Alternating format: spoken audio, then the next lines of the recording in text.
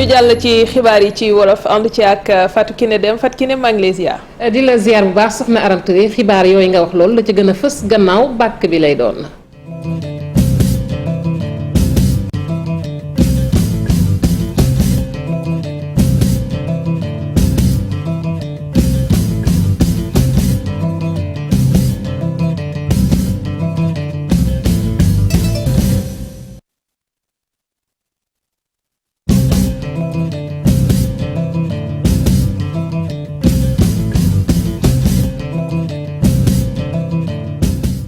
jërë ngeen jëfati ci ànd bi ak télévision Futur Média dale nag jàmm ci xibaaru marax mi ponk ya ca gën a fës loi avril 1969 ba soppani nañu ko président de la république am na sañ-sañu jël dogal yu ko neex ci réew mi ñeent fukk ak juróom-benn ci député ñoo ko woote juróom-ñett ya lànk teewul boobu loi ñu nangu ko collectif ñoo lànk ñoo bañ nag ñoom dañoo xëyoon ngir yóbbu bataaxal ca pencum ndawi réew ma waaye dañu leen ko gàntal projet de loi boobu nag ñu ne lu jara bàyyi xel la sax ba ñu naan sax wóorul bu nu sukkandikoo ci président bu commission des lois beneen ponk ci biir xibaar yi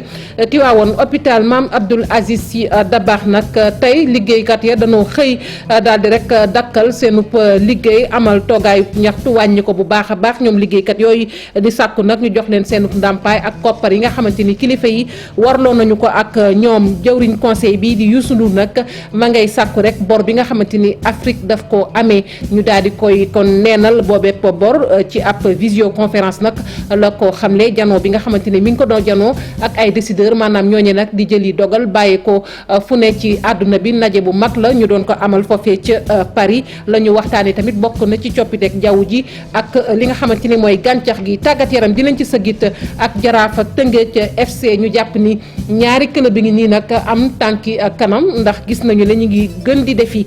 jéego directeur technique national bi direction bi nag di rafetlu bu baax a baax jéego yi nga xamante ne kon ñaari club yooyu ñu ngi koy amal te ñu ngi am yaakaar ni xëy na sax ni dinañ gën a am ndëgër laay ci jongante yu mag yi ñu dëgmal muy Coupe d'Afrique mbokki ponk yaa ngi nii bu ngeen taaxirloo tuuti ñu faram fàccee xibaar yi.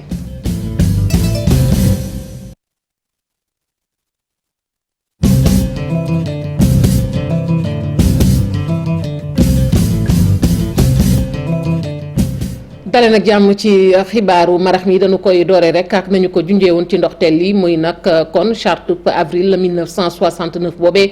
soppar ni nañu ko président de la république am na sañ-sañu jël dogal bu ko neex ci réew mi ñeent fukk ak juróom-benn ci député ñoo ko wote juróom-ñett ya lànk ci assemblée nationale nag xëyoon tàng ndax collectif bi duppee seen bopp ñoo lànk nag dañoo demoon rek ngir yóbbu bataaxal lànk googeek projet de loi waaye gis nañu ne ñoom nag seen daal ràppewu ca ndax ña ngi ko doon jëflanteek takk der ya booy projet nag lu jara bàyyi xel la ñu ne sax wóorul bu ñu sukkandikoo ci ki jiite commission des lois reportage dañ ci ànd ak Mamadou Fall. assemblée nationale boo xamante ni kaaraange gi fokk nag wees na ko ay takk der yu taxaw wër ko tey jii waa ñoo lànk amuñu benn chance nag ñoom ñi nga xamante ni ne woon dañuy ñëw fii ci kanamu bërëb bi li ñu mujj jël comme stratégie moo di yónni benn nit dong ngir mu ñëw déposer ab lettre boo xamante ni mu ngi ko jagleel président wu assemblée ab coordonnateur boo xamante ni takk der yi sax dañ ko escorté moom daanaka ba mu génnee amul sax temps wu wax ak taskatu xibaar yi taxawoon ci buntu assemblée ñu dàq ko ca bërëb ya moom ay mètres yi mètres la dox mujj nag kon jàkkaarloog taskatu xibaar yi lii mu koy ñaawlu. dañ ma interdire à ce que ma adressé wu ak presse bi pour waxtaan ak ñoom ci li nga xamante ne mooy contenu lettre bi moo tax ñu dàq ñu ba fii. ab projet de loi boo xamante ni nag li ci lëndëm dafa bëri lool di gis-gisu vice président bu commission des lois. la catastrophe naturelle dafa amul limite tey mën nañ dem ba nga xamante ni tey opposition yi bu ñu génnee di manifester wu sax c'était une catastrophe naturelle li boo defee mu daal di génne état d'urgence décréter couvre-feu ak état du siège bu ko neexee ndax état du siège boobu militaires yi si bopp ñooy génn yaakaar naa ne loolu. man dafa fi mu toll nii mooy dañoo waroon a xeex nan la ñuy def bu mbas mi génn ci biir. waaye honorable député bu mouvance présidentielle bi jàpp ni rek amul lenn lu ci lëndëm taskan wi war ñoo ragal dara. loi bu ñu fi indi boo xamante ne en faveur de la population sénégalaise la waruñu ko polémiquer waruñu ko critiquer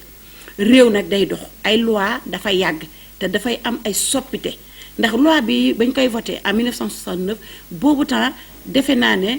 changement climatique amutoon te ñu ngi koy dund. député yi wax nañu lu bëree bëri ci waxtu waaye nag à huis clos lañ ko defee léeg-léeg nag moom ay weccoo yu xaw a tar ci nit ñu ko nettale waaye mujjantal gi daal majorité bi mujj na ko gagné projet de loi bi mujj nañ ko adopté. mangook mujj nañu ko jàllale ci assemblée nationale Mamadou Fall ñu lay jaajëfal. Tiwaawan moom hôpital Mame Abdoul Aziz Sy Dabakh ba liggéeykat ya nag dañoo xëy dakkal seenub liggéey banque seen yoxoo amal toogaayub ñaxtu li ko waral bokk na seenub ndàmpaay ñuy laaj ak yenn ci koppar yoo xamante ni kilifa yi warloon nañu ko ak ñoom Cheikh Anta Diop ak Sey Latira. liggéeykat yi nekk fii ci hôpital Mame Abdou Aziz Sy Dabakh bu Tivaouane ñoom ñëpp nag dakkaloon liggéey bi tey jii ku ci nekk takk morso bu xonq di fësal seen mer nee nañ mere nañu lool seen waa direction ndaxte lu toll ci ñeenti weer a ngi nii seen prime ak indemnité yi leen waroon a jox kenn joxu leen ko. hôpital Abdou Aziz Dabakh ginnaaw bi gouvernement bi yokkee subvention bi def ko mu nekk 80 millions mu def ko 150 millions jëndal nañu scanner bu bees tax. muy liggéey ay millions par weer ñun suñuy recette bu nekkoon 300 millions en 2018 léegi nekk na 500 millions en 2020 avantage yooyu yëpp hôpital bi am feeñul tey ci travailleurs yi amel ñu 4 mois de prime amel ñu ay recette à terme travail tey la ñu gën a pauvre dafa am ñoo xamante ni dañ fiy liggéey ñu tuddee leen ay ASC agence santé communautaire ñu def fi ci hôpital bi ñaar fukki at mu ñëw fekk ñi leen daan fay 250 000 mu wàññi 150 000 yi ñi nga xam ne recruté wuñu leen 40 000 francs lañ leen di fay par weer. liggéeykat yi sax rax nañu ci ne nag kii de directrice hôpital bi ni muy gérer baaxul. liñ ci gën a metti mooy léegi ñu def ci biti kenn xamul lu mu doon ñu ni 9 millions lañ ci dépensé. suñu experts yi ñu yor ci hôpital bi ñu ko xoolee nee nañu grand lii matul sax 300 000. directrice hôpital bi ñu jokkoo ak moom di madame Binta Diop Badiane nee na sax moom dafa nekk congé waaye nag bala cee àddu dina waxtaan ak staffam dina indi tontu ngir gën a leeral askan wi. ñu àddu ci jàngoro yi mbas meeg tolluwaay bi ci bisub tey jii di altine la ñu seetlu ci lim rek mu toll kon ci ñaari téeméer ak ñeent fukk ak juróom yoo xamante ne amee nañu mbas mi ci junni ak juróom-ñaari téeméer ak juróom-ñett fukk ak benn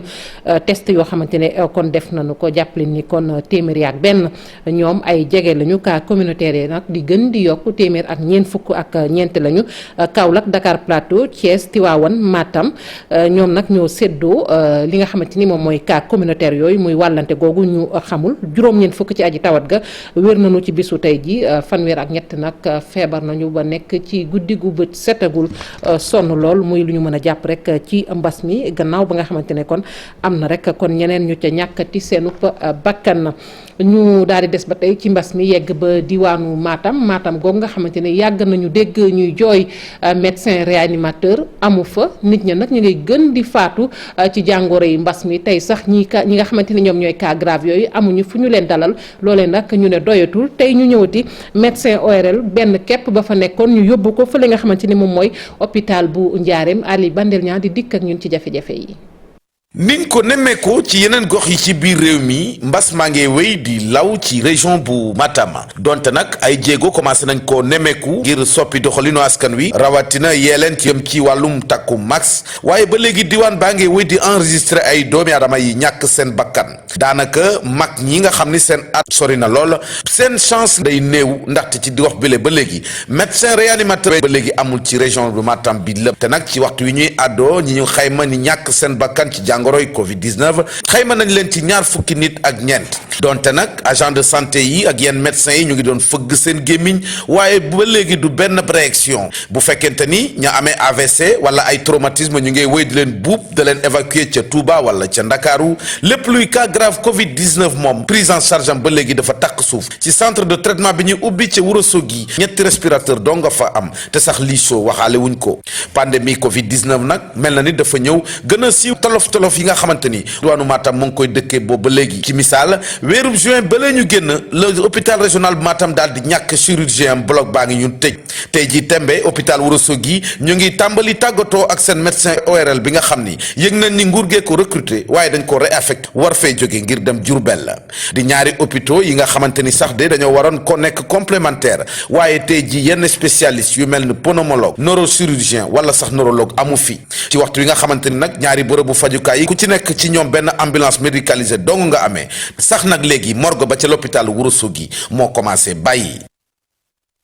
Ali Bandel ñaa ñu wàññeekoo Matam yegg ba fële ca Kowel ma nga nag ca Medina Sabax ga ca Kaolack foofu nag ñi nga xamante ne ñoom ñooy kon kilifa yi rawati nag xalif ba muy xalif bu Kowel moom la muy sàkku rek mooy na ñëpp mànkoo ñaan ngir ñu mucc ci mbas mi ndax loolu képp fi mu ne moo ci des mbas mi wër na àdduna bàyyiwul bennum réew Sénégal mucc ci keneen it mucc ci ba tax na daal mi ngi sàkku rek kon nanu gën a delloo sunu bopp ci yàlla tey nag jàng alxuraan ngir mucc ci loolee mi ngi ko xamle nag ci ziyaara bi ñu doon amal foofee ca dëkk ba Ibrahima Diame.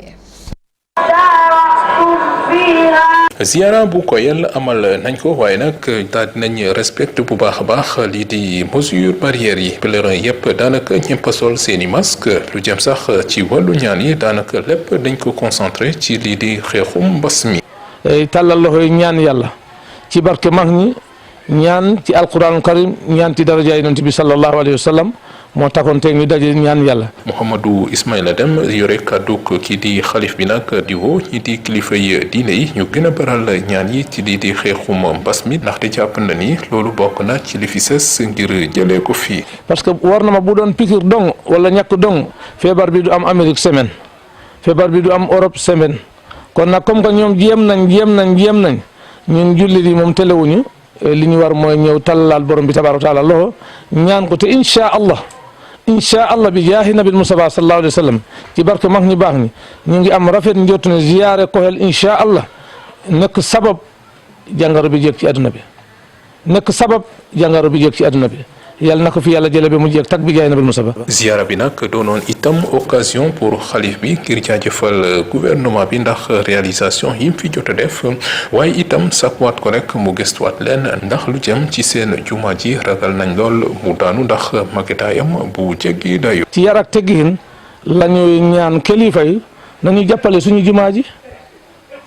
jumaa bi ñu ngi ko tabax 1976 te banko la. ciment mooy liñ ko raake su dul loolu amul ciment te daaw waxoon naa ko ñu ngi am yéene ñu ngi ci wàccaay bi pour defar ko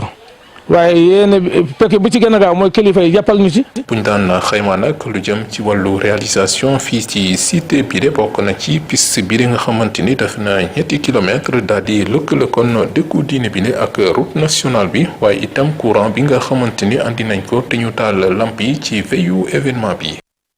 Ibrahima Diame ñu wax rek ci ndaje mu am solo mu nga xamante ne nii nag jëwriñ ñi dénk lépp lu soxal wàllu jëflante ak biti réew doon nañ ko amal tey jii ci suba fii nag ci réewum Sénégal rawatina ak jëwriñ ji fi ne ak naataangoom ba ca Japon diisoo nañu ci lu am solo bokk na nag ci ay ponk yoo xamante ne yëkkati nañu ko mu soxal nag usine de délassement boobu ñuy wax waaye tamit déggoo maanaam xaatim gi nga xamante ne war nañ ko def ci wàllug mbay mi koppar yi ñu war a dugal ci couverture maladie universel ba ci rek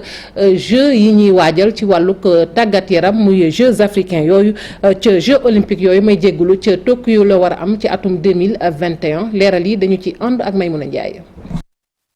ñetti fan mu ganesi ko ci réewu Sénégal moom jëwriñ bi ñu dénk affaires étrangères ci réewu Japon def taxaw seetlu ci coopération bi nga xam ni moo dox diggante seen réew ak réewu Sénégal. Japon mu ngi wéyal effort am ngir daal di réaliser wàllu couverture sanitaire jàppale bi nu mel nag ci wàllu système bi ñu daal di koy jooyante bu baax a baax loolu lu am solo la ngir xeex li nga xam ne moo nekk mbas mi ñun nag dinañ renforcer bu baax a baax relation yi nu mel lii nag gannaaw Covid bi bëgg nañ tamit liggéey bu baax a baax tamit ci promouvoir lii di wàllu investissement jëm ci sunu coopération technique ci bile domaine. Notre coopération technique dans ce domaine. ci waxtaan yi ak sottante xalaat yi jot nañ ci xaatim ay accords yoo xam ni dafa jëm ci wàllu mbay mi napp gi ba ci sax wér gu yaram. démb rek ministre Motegi ak ministre Amadou Hott dañoo signé benn convention ba nga xam ni 37 milliards de francs CFA la te loolu jubaluñ ko fenn lu dul ci mbay mi ci mbéyum ceeb département Dagana ak département Podor. Japon dafa jëloon lu mel ni 40 milliards francs CFA. dugal ko ci couverture maladie universelle dina dugalaat lu day noonu encore ci couverture maladie universelle donc defe naa foofu tam ndimbalu Japon ndimbal bu am solo la. ci biir Dakar mu ne dañuy am benn usine dessalement eau de mer maanaam ndox bi dañ koy tibbee ci géej gi defar ko mun ko delloo pour ñu mun ko jëfandiku Japon moo ñuy jàppale ci loolu. bu dee ci tàggat yaram la waxtaanee nañ fa Jeux olympiques yu Tokyo atum 2021 bu fekkee lu aaju la ci xeex mi ñuy xeex mbas mi ñaari jëwriñ yi nee nañu ñi ngi rafetlu bu baax mécanisme bi ñu duppee COVAX ci noonu nag nee nañu dinañu wéyal coopération yi ba ci sax mboolem crise boo xam ni am na ci mboolem secteur. Nous sommes en train de travailler. Japon di waajal nag ci wàllu li nga xam ne moo nekk Jeux olympiques ci at mi li ñu bëgg nag mooy wéyal bi la dynamique fii ak 2026 préparé bu baax Jeux olympiques de la jeunesse fii ci Ndakaaru. moom jëwriñ bi bàyyeekoo réewu Japon nee na dinañu wéyal coopération bi ba ci sax mboolem crise boo xam ni dafay am ci yenn secteurs yi. jërëjëf Maimouna Ndiaye waxoon nañu ko ci ponk yi jëwriñ conseil bi di Youssou Ndour nag moom la muy sàkku tey rek mooy bor bi nga xamante ne Afrique kon amee na ko ñu daal di koy neenal ay kàddu yu mu yëkkati la ci visioconférence bu ñu doon amal ca Paris ndaje mu mag la ay décideurs fekkee ko muy ñi nga xamante ne nag dañuy jëli dogal kàddu yu am solo jib foofu kàddu yi mu yëkkati tamit bokk na ci coppiteeg jaww ji ak lu soxal gàncax gi ci Afrique Pafara ñi ngi ci leeral. ci teewaay lu ëpp fanweeru njiit yoo xam ne ñoo nekk ci àdduna bi di jël ay décision bokk na ci président bu France Emmanuel Macron chancelière allemande bi di Angela Merkel président bu banque mondiale prince héritier bu Grande-Bretagne ak kii di secrétaire général bu ONU ci ndaje mi nga xam ne moom lañ jëppee One Planet Summit diñ koy amal nag jamono ji ci diwaanu Paris star sénégalaise bi nag ñu woo ko ci boobu leen ndaje mu daat ci profité wax ndax xalaatam ci impact changement climatique bi rawatina ci wàllu biodiversité fii ci Afrique. dafa nekk daje bi wax ci wàllu environnement réchauffement climatique mooy maanaam àdduna bi aujourd'hui ci niveau environnement yi nga xam ne moom mooy question yi waaye xool aussi loolu nan la mën a impacter ci li nga xam ne que moom mooy biodiversité mooy maanaam xam nga yooyu yëpp boo koy wax di nga gis ne que affaire koom-koom dina ci am solo ñu bëggoon leen expliquer que nag que ne jafe-jafe yi am ci wàllu environnement li nga xam ne que ñu mooy contribution réew yëpp Afrique li muy indi ci jafe-jafe yooyu barewut li koy gën a indi jafe-jafe yi mooy ñoom seen pollution yi nga xam ne moom moo jóge ci dëkk yi nga xam ne dañu am koom-koom mooy maanaam li ñuy wooyee pays riche. ngir lu soxal Afrique tax Youssou Ndour solaat robe avocat am di plaider ngir nag ñu baal dëkku Afrique yi seen bor yi. mooy maanaam bor bi nga xam ne que Afrique yoreel na ko Occident ñu fexe nan lañ ko dindee ci ay conditions buñ ko dindee nag. dina permettre yooyu nga xam ne dañ koy ragal yépp ñu mën ko jël en charge ba pare investir ci ay infrastructures yoo xam ne ànd na ak jafe-jafe yooyu pour régler les problèmes que nous vivons donc je pense que dafa lié def nañ fi ay waxtaan man ak président Modou Guiro ñoo ko jiite ànd seeg ay kàngam yu mat. waaye nag faaw yorin bu rafet ak dal ci dëkk li nu mel bokk na ci condition yoo xam ne Youssou Ndour jàpp na ne mooy mun a tax ñu baal ñenn ñi seen i bor. xam nga boo gisee ñu ne sous condition moom mooy aujourd'hui suñu baalee dara nga xam ne xaalis lay doon fan lañ koy dugal ak lan lay régler. yooyu yëpp condition yoo xam ne la que techniciens yi dinañ ci waxtaan pour mën a xam mais xam nañu ne que li tar te jot te war a am moom mooy ñu dindi bor bi. boobule way sax ak discours Youssou Ndour la ñu ubbee ñetteelu audition One Planet Summit nga xam ne ñeent ci ay thèmes yu mag fas nañ ko cee waxtaane bokk na ci protection écosystème ci wàllu suuf ak wàllu géej gi ci njeextalu ndaje moomu nag ay décision yu mag ñu ngi ko ciy xaarandi gannaaw ba atum 2002 lii di mbasum coronavirus daal di koy salfaañi. ma ngoog cant ak ngërëm ñeel na la Pafara ñi ngi ñu wax ci wàllu tàggat yaram doore ko rek ak ñaareelu pàcc bi ñeel kon Ligue 1 bi di ñaareelu bëccëg bi ASC Jaraaf nag daal di ci door ak ndam lu am solo ndam lu mu am ci kaw Dakar Sacré-Cœur dóor ko benn bal ci dara dañ ci ànd ak Fatima Touré ak Amadou Ba. ASC Jaraaf door saison bi ak ndam li mu am ci kanamu Dakar Sacré-Cœur di benn but ci dara match boobee nag dafa rek bokk ci deuxième journée bi. tey bokk na ci bi ñu commencé ci at bi lay wax suñu meilleur match du jeu parce que ci contenu bi vraiment am na benn taxawaay bi xale am et puis jël nañ ko di ko joxante am football boo xam ne defe naa gagné nañu sax San Pedro gagné feneen ak feneen mais defe naa football bi defuñu ko. xalaat Platanium 1 mois et quelque te am ay match yu taxaw suñu kanam loolu du sotti li ci am solo mooy liy préparé Platanium mu ngi fii suñu kanam. mooy ñu continuer gagner apporter correctif yi ñu pare comme ça bu ñu dem plateau ñoom fekk li ñu bëgg ci équipe yëpp ak taxawaay bi yëpp dina am. Dakar Sacré-Cœur nga xam ne nag ki nga xam ni moo di Jaraaf sax dugal na ko but ci 3e minute bi moom di dàkk ba tey li nga xam ne nag moo di victoire bu njëkk ci saison bile. waaw perte nañ tey contre Jaraaf benn équipe bu mag bu organisé bu ñu teel a dugal bi mais taxul tamit ñu bàyyi continuer nañ ba temps bi jeex dugaluñu mais bàyyiwuñu ba mu yàqul si ñun dara championnat la tey da ngay jouer suba nga gagné suba nga match ñu gannaaw suba ñu gagné la mais dinañ continuer liggéey si noonu. nekk nag match boo xam ni ki nga xam ni moo di président ligue sénégalaise bu football professionnel teewe woon na ko. ak mbas mi xam nga ne autorisation yi ñu jox dafa tënk ay poñ yoo xam ne waa Kër Docteur ñoo ko tëral muy huis clos di maanaam lim boo xam ne ñi war a nekk ci stade yi bu weesoo téeméer du ko sori trop looloo tax tey jii ma ñëw fii pour seet ndax ponk yooyu yëpp respecté nañ ko ndax loolu moo ñuy mën a permettre ñu mën a continuer waat suñu championnat. ASC Jaraaf daati rek jël ñeenteelu place bi gannaaw ba mu amee ñetti poñ ak benn match boo xam ni retard la Dakar Sacré-Cœur nag moom daati nekk ci fukk ak ñaareelu place bi ci fukk ak ñeenti équipe moom nag daati am benn point dong. Fatima Touré AS Jaraaf moomee nag jàppale ni mook Tëngéej FC nag ñi ngi def lu am solo ci jongante yi inter club yi ci Afrique tànki kanam képp la ñu ci am moo waral sax direction nationale technique bi nag di am yaakaar sax ni dinañ mën a am ndëgërlaay lu am solo ci jongante yu mag yi ñu dëgmal lu ci mel ni Coupe d'Afrique bi Cheikh Sadibou Diarra ak Amadou Ba.